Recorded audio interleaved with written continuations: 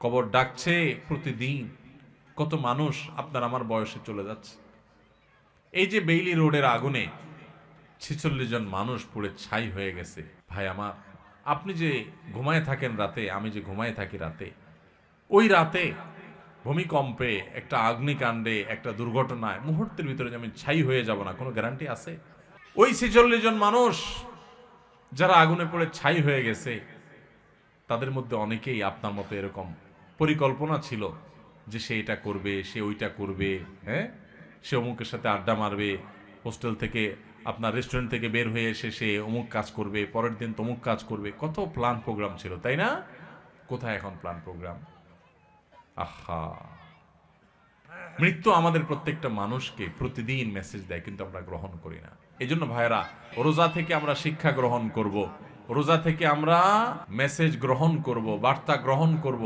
রোজা আমাদেরকে বলে, বান্দা তুমি এই যে আল্লাহর ভয়ে পানাহার থেকে বিরত থাকতেছো রোজা রেখে, এখান থেকে তোমার তাকওয়ার ট্রেনিং হচ্ছে, তাকওয়ার প্রশিক্ষণ হচ্ছে, যে তোমার চাহিদা আছে, খাবারও সামনে আছে, খাচ্ছ না। দেখেন, মাগরিবের আজান হবে, সূর্য ডুববে, সূর্য ডুবার পর মুয়াজ্জিন সাহেব আজান দিবেন, আমরা সামনে খাবার নিয়ে, ইফতার নিয়ে অপেক্ষা করি। সবার ক্ষুধা থাকে, তাই না? এই যে ক্ষুধার্ত অবস্থায় সবার সামনে খাবার আছে, সবগুলো মানুষ যদি রোজাদার থাকেন, কেউ কিন্তু খাবার খায় না, হ্যাঁ, সবাই বসে আছে। কিসের অপেক্ষা বসে আছে?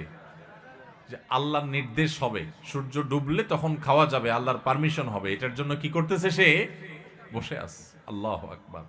এখান থেকে শিক্ষা নেই আমরা যে আমার সামনে যখন কোনো টাকা পয়সা কামাই করার সুযোগ আসবে, আপনি একজন দোকানদার মানুষ, দোকানদারি করেন, আপনি দোকানদারি করার সময় আপনি চিন্তা করবেন, আমি আমার কাস্টমার থেকে যে 10টা টাকা নেব, লাভ করব, এখানে আল্লাহর পারমিশন আছে কিনা।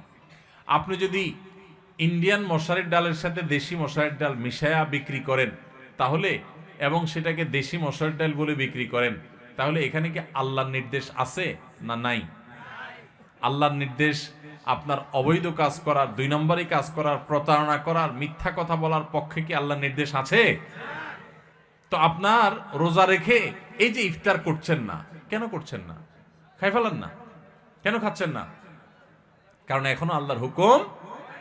তাহলে ওই দোকানদারি করতে গিয়ে আপনি যে 2 নম্বরই করতেছেন, ওইটারও আল্লাহর হুকুম। আপনি এক জায়গায় আল্লাহর হুকুম মানতেছেন, আর জায়গা মানতেছেন না, তাহলে বলে গেল, আপনি বোঝা গেল আপনি খাঁটি মুসলমান হইতে পারেন নাই। যেই রোজাদার রোজা রাখার পর এই জিনিসটা শিখতে পারছে যে হাইরে, রোজা তো আমাকে বলে যে তুমি আমাকে রাখার পর যেভাবে আল্লাহকে ভয় করতেছো, এখান থেকে ট্রেনিং নিয়ে তুমি সারা বছর সব ক্ষেত্রে আল্লাহকে ভয় করে চলবা। আল্লাহ আমার জন্য হারাম করছেন, আমার কষ্ট হবে, আমার টাকার দরকার, আমার অনেক অভাব আছে, তারপর আমি 2 নম্বর পথে কামাই করব না। আমার অনেক জেদ হয়েছে, আমার অনেক গোসা হয়েছে, তারপর মুখ দিয়ে একটা খারাপ কথা বলবো না। আমার গায়ে অনেক জোর আছে, অনেক বাহুতে ক্ষমতা আছে, তারপর একজনের প্রতি জুলুম করব না। এটাই রোজা আমাদেরকে শিখায়। ভাইরা আমার, সারা দেশে লক্ষ লক্ষ মানুষ আমরা রোজা রাখি, কিন্তু আমাদের জীবনে কোনো পরিবর্তন নাই।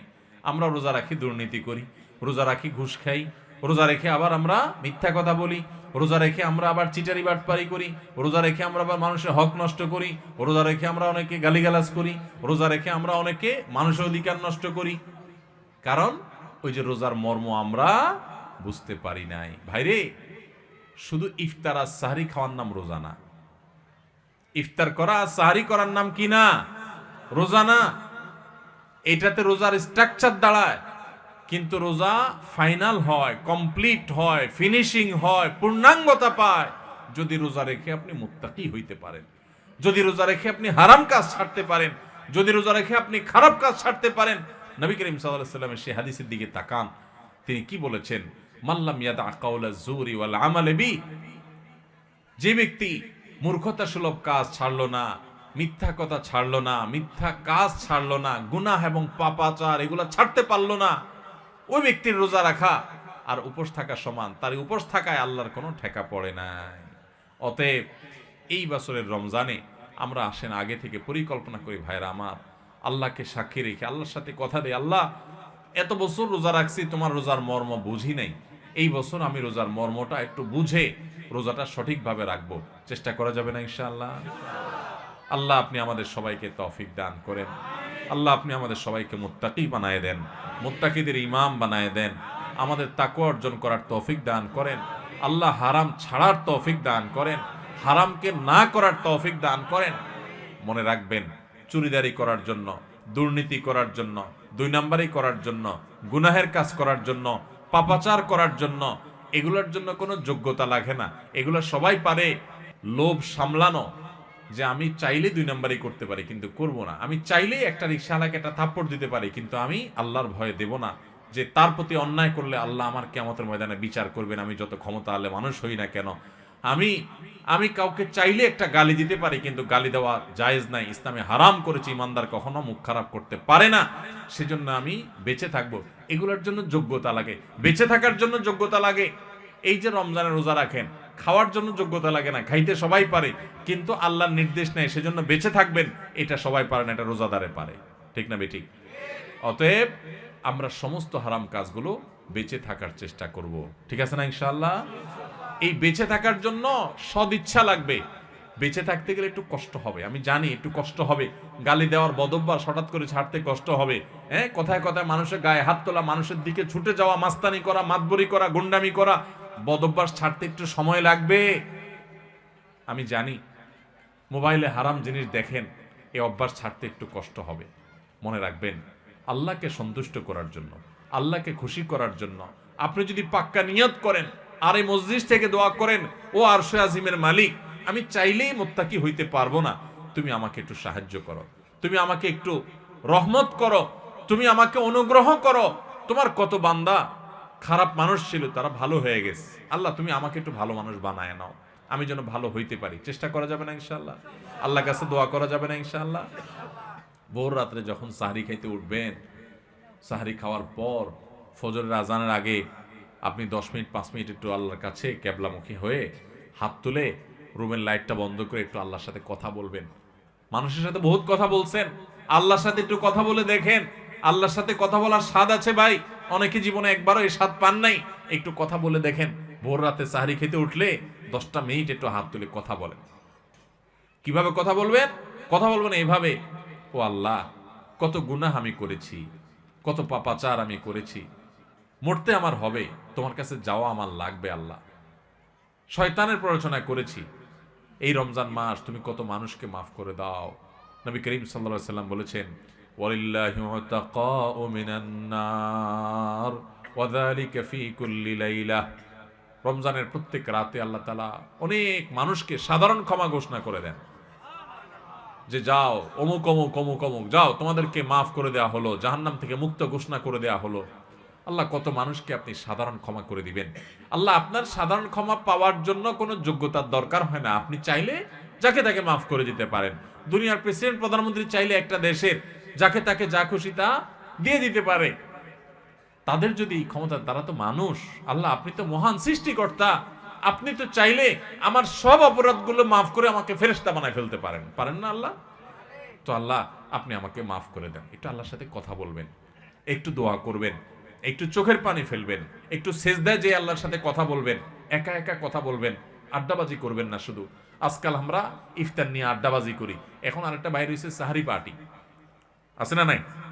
সাহারির সময় বসে বসে আড্ডা মারে, টেলিভিশন দেখে। আমরা টেলিভিশনে প্রোগ্রাম করি, এগুলো যারা টেলিভিশন দেখে তাদের জন্য না, যারা সারাদিন খারাপ জিনিস দেখে তারা যাতে অল্প কিছু সময় হইলেও খারাপ জিনিস না দেখে সেজন্য, আপনাদের জন্য না। এই জন্য সাহারির সময় কোনো টিভি অনুষ্ঠানও দেখবেন না। আপনি কি করবেন? আপনি ওই সময় দোয়া করবেন, চোখের পানি ফেলবেন। ভাইরে, এই সুযোগ গত বছর রমজানে অনেকে পাইছে, এই বছর তারা মাটির নিচে চলে গেছে। আপনি এই সুযোগ এবার রমজানে এই মজলিসে আছেন, হয়তো এই মজলিস থেকে অনেকে আছেন রমজানের আগে দুনিয়া থেকে চলে যাবেন, পাবেন না। নিয়ত করে নেন, যদি আমি পাই তাহলে আমি এবারের রমজান মাসে একটা গুনার কাজও করব না। নিয়ত করা যায় না? আপনি যদি নিয়ত করেন আর মৃত্যু যদি আপনার রমজানের আগে হয়ে যায়, তো আপনার পাক্কা নিয়তের কারণে আল্লাহ তাআলা আপনাকে গোটা রমজান জুড়ে ইবাদত করলে, গুনাহ ত্যাগ করলে যে সওয়াব পাইতেন তা আপনার আমলনামায় অটোমেটিক জমা করে দিবে। এজন্য ভাই, এইবারের রমজানে আমরা কোনো গুনাহের কাজ করব না ইনশাআল্লাহ। আমারে মুখ আমি তালা মেরে দিব, আমারে চোখ দিয়ে আমি মোবাইলে, টেলিভিশনে খারাপ কিছু দেখব না। রাস্তা যখন হাঁটবো মেয়েদের সৌন্দর্য দেখে দেখে মনে মনে খারাপ চিন্তা করব, আমি সে হারাম কাজ করব না। নিজের চোখকে আমি সংযত করে ফেলবো আল্লাহর ভয়ে। আমার উপার্জনটা হবে হালাল, আমার কাজকর্ম হবে সব ঠিকঠাক মতো। কারণ রমজান মাস তাকওয়ার মাস, রমজান মাস ভালো কাজ করার মাস, রমজান মাস হারাম কাজ ছাড়ার মাস, তাকওয়ার মাস। আগেই বলছি রমজানের রোজার উদ্দেশ্যই হলো তাকওয়া অর্জন করা। আপনি তাকওয়াই যদি অর্জন করতে না পারেন এই রোজা রাখার কোনো মানে নাই। এই জন্য শুধু ইফতার আর সাহরি না, শুধু না খেয়ে থাকা না, শুধু পানি পান না করা না, শুধু যৌনতা বর্জন না, সকল পাপাচার বর্জন করার ট্রেনিং নিতে হবে রমজান থেকে। রমজান চলে যাবে আমার অভ্যাস পরিবর্তন হবে না, রমজান চলে যাবে আমার গুনাহ ছাড়া হবে না, রমজান চলে যাবে আমি মুত্তাকি হব না। এই রমজান কখনো সফল বা সার্থক রমজান হতে পারে না। তাহলে আমরা সবাই এই বছরের রমজানটাকে ভিন্নভাবে কাটাবো তো ইনশাআল্লাহ। এখন থেকে ভাই একটু পরিকল্পনা করে ফেলি। যার ধূমপানের বদভ্যাস আছে, আমি এই রমজান মাস ধূমপান করব না। 1 মাস যদি আপনি ছাড়তে পারেন, 1 মাস পরে শয়তান এসে আপনাকে ঈদের দিন বলবে রমজান তো গেছে এবার ধর। আপনি শয়তানরে বলবেন 30 দিন যদি এই বদভ্যাস আমি ছাড়তে পারি এবং আমার কোনো অসুবিধা না হয় তাহলে এখনো আমি পারবো। হিম্মত করে যদি আপনি একটু ছাড়তে পারেন, আর ওই বিড়ি খান না লোকজন, সিগারেট খান না বন্ধু বান্ধব, ত্যাগ করে যারা এগুলো খায় না তাদের সাথে উঠা বসা শুরু করে দেন, দেখবেন আপনার বদভ্যাস দূর হয়ে গেছে ইনশাআল্লাহ। ভাইরা আমার, কতকাল আমরা গুনাহ করতে থাকবো বলেন? আলাম ইয়ানি লিল্লাযীনা আমানু আন তাখশা কুলুবুহুম লিযিকরিল্লাহ। আল্লাহর স্মরণে, আল্লাহর ভয়ে অন্তরগুলো নরম হওয়ার সময় ইমানদারদের কি এখনো আসে নাই? কবর ডাকছে প্রতিদিন। কত মানুষ আপনার আমার বয়সে চলে যাচ্ছে। এই যে বেইলি রোডের আগুনে 46 জন মানুষ পুড়ে ছাই হয়ে গেছে একদিন আগে মাত্র আমাদের চোখের সামনে। ভাই আমার, আপনি যে ঘুমায় থাকেন রাতে, আমি যে ঘুমায় থাকি রাতে, ওই রাতে ভূমিকম্পে, একটা অগ্নিকাণ্ডে, একটা দুর্ঘটনায় মুহূর্তের ভিতরে যে আমি ছাই হয়ে যাব না, কোনো গ্যারান্টি আছে? ওই 46 জন মানুষ যারা আগুনে পড়ে ছাই হয়ে গেছে, তাদের মধ্যে অনেকেই আপনার মতো এরকম পরিকল্পনা ছিল যে সে এটা করবে, সে ওইটা করবে, হ্যাঁ, সে অমুকের সাথে আড্ডা মারবে, হোস্টেল থেকে আপনার রেস্টুরেন্ট থেকে বের হয়ে এসে সে অমুক কাজ করবে, পরের দিন তমুক কাজ করবে। কত প্ল্যান প্রোগ্রাম ছিল, তাই না? কোথায় এখন প্ল্যান প্রোগ্রাম? আহা, মৃত্যু আমাদের প্রত্যেকটা মানুষকে প্রতিদিন মেসেজ দেয়, কিন্তু আমরা গ্রহণ করি না। আল্লাহ রাব্বুল আলামিন আপনাকে আমাকে আমাদের সবাইকে মুত্তাকি হওয়ার তৌফিক দান করুন। সবাইকে আল্লাহ তাআলা নেককার হওয়ার তৌফিক দান করুন। আল্লাহর ইমানদার বান্দা হওয়ার তৌফিক দান করুন। আস-সুন্নাহ ফাউন্ডেশন, উম্মার স্বার্থে সুন্নাহর সাথে।